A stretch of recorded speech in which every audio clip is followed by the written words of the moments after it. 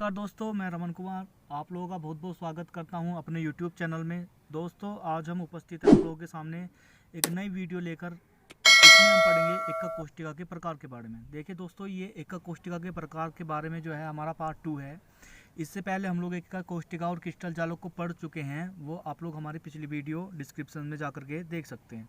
तो आइए दोस्तों, पढ़ते हैं एकक कोष्टिका के प्रकार के बारे में। तो दोस्तों, एकक कोष्टिका को विस्तृत रूप से 2 संवर्गों में बांटा जा सकता है। 3 दोस्तों, एकक कोष्टिका को यदि भागों में विभाजित किया जाए तो एकक कोष्टिका 2 भागों में विभाजित होती है। मुख्य रूप से कितने भागों में विभाजित होगी? 2 भागों में, आग एकक कोष्टिका तथा केंद्रित एकक कोष्टिका।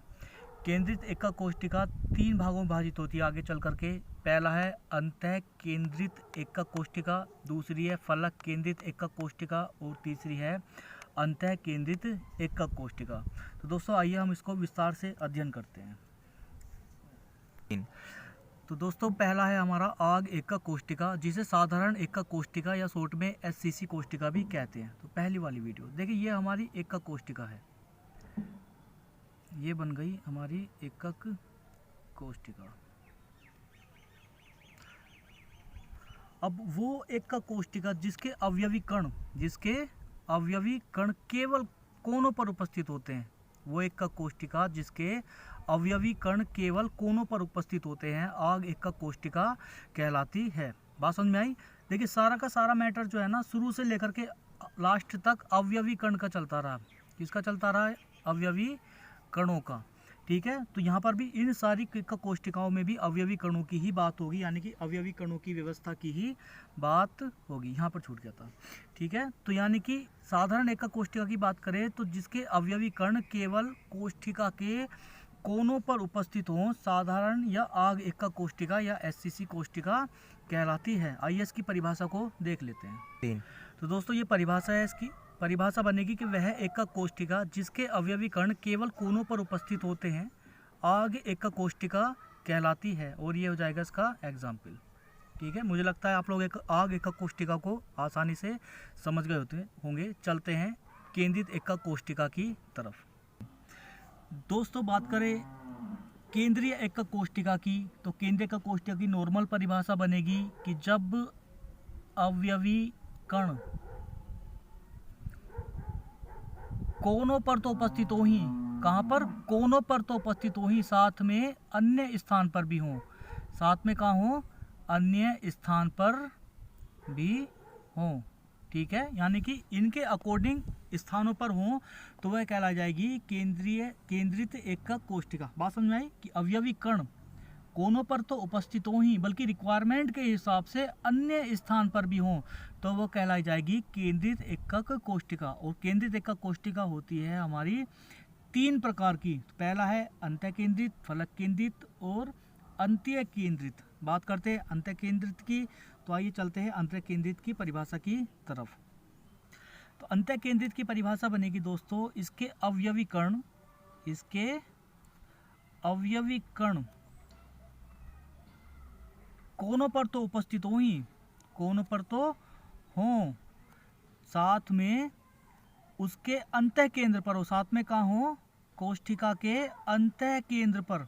साथ में कहाँ हो? कोष्टिका के अंतः केंद्र पर। तो ऐसी परिभाषा कहलाएगी हमारी अंतः केंद्रित एकक कोष्टिका। इसकी परिभाषा फिर से सुन लीजिए। अवयवी कण कोनों पर तो हो ही, साथ में कोष्टिका के अंतः केंद्र पर भी हो, ऐसी कोष्टिका को अंतः केंद्रित एकक कोष्टिका कहते हैं। आइए इसका एग्जाम्पल देख लेते हैं।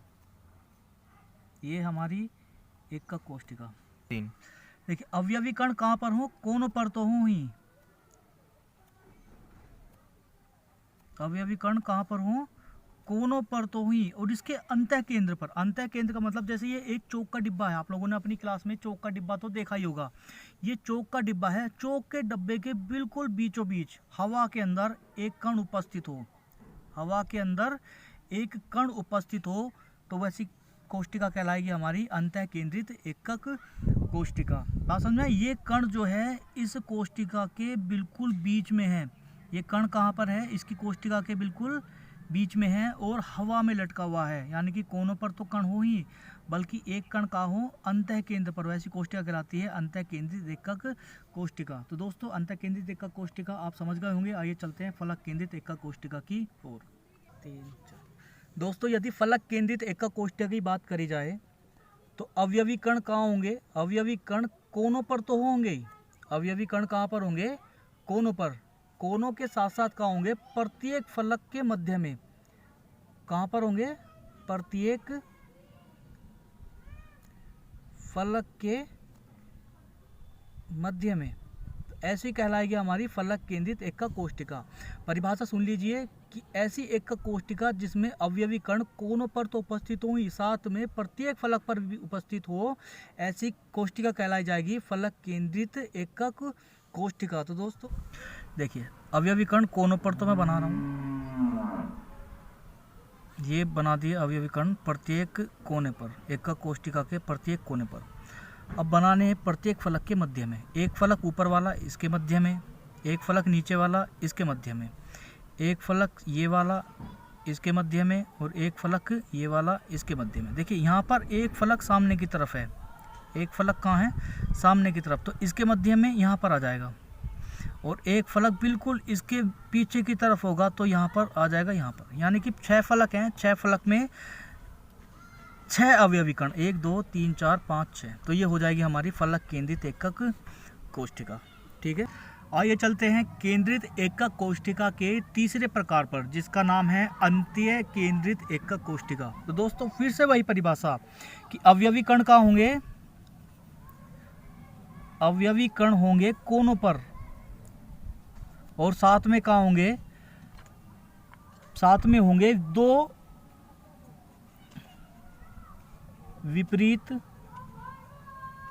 फलक के केंद्र पर, फलक के केंद्र पर।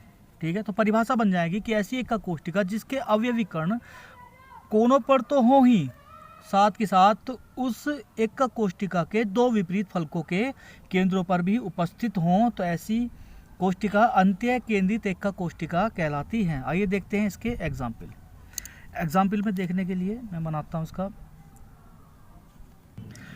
तो अवयवी कण कहाँ हो? कोनों पर तो उपस्थित हो ही, ये कोनों पर तो उपस्थित हो ही, साथ में 2 विपरीत फलकों के केंद्र पर। देखिए एक फलक ये रहा इसके केंद्र पर, एक फलक ये रहा इसके केंद्र पर। तो ये होगी हमारी अंत्य केंद्रित एकक कोष्टिका। दोस्तों इसके एग्जाम्पल होते हैं 3 प्रकार के। ये पहला प्रकार था, आइए देखते हैं दूसरे प्रकार को।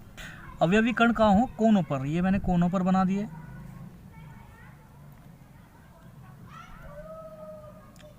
और 2 विपरीत फलकों पर। एक फलक ये रहा ऊपर वाला, और एक फलक ये रहा नीचे वाला। ठीक है, तीसरे प्रकार की। तो दोस्तों अवयवी कण कहाँ पर उपस्थित हो? जैसे मैंने बताया था अवयवी कण कोनों पर तो उपस्थित हो ही, कोनों के साथ साथ कहाँ उपस्थित हो? 2 विपरीत फलकों के केंद्र पर। देखिए यहाँ पर बराबर वाली में था, यहाँ पर ऊपर नीचे वाली बना देता, यहाँ पर कहाँ बनेगा? आगे। यानी कि इस वाली सरफेस में एक कण ये रहा, और इसके जस्ट पीछे वाली सरफेस में एक कण ये रहा। तो ये हो गई हमारी अंतः केंद्रित एकक कोष्टिका। तो दोस्तों इससे पहले की यदि वीडियो नहीं देखी है तो उसका लिंक आपको डिस्क्रिप्शन में मिल जाएगा। प्लीज़ डिस्क्रिप्शन में जाकर मेरी वीडियो अच्छी तरह से देखना। और दोस्तों इसके यदि नोट्स आपको लेने हैं तो मेरा टेलीग्राम चैनल आप लोग ज्वाइन कर सकते हो। टेलीग्राम चैनल का लिंक भी मैं डिस्क्रिप्शन में डाल दूंगा। तो दोस्तों आप लोग डिस्क्रिप्शन में जाकर मेरी पिछली वीडियो भी देख सकते हो। तो दोस्तों चैनल को लाइक करें, कमेंट करें और सब्सक्राइब करें, और वीडियो को जितना ज़्यादा हो सके दोस्तों शेयर करना ना भूलिएगा। धन्यवाद।